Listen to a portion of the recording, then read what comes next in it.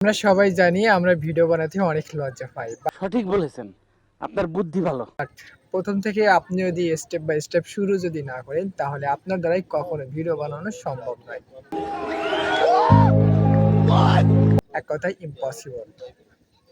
নিজের লজ্জা থেকে বেরিয়ে আসুন, নিজেকে প্রস্তুত করুন, সুন্দর করে ভিডিও ক্রিয়েট করুন, সুন্দর করে কাটিং করে ইউটিউবে পাবলিশ করুন, দেখবেন একটা সময় ভিউজ আসা শুরু হয়ে যাবে। নেক্সট। আমি কিন্তু একটা সময় ভিডিও বানাতে অনেক লজ্জা বোধ করতাম।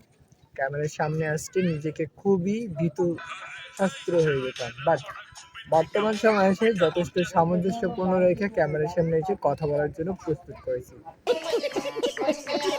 তবে এখনো পুরোপুরিভাবে নিজেকে প্রস্তুত করতে পারিনি।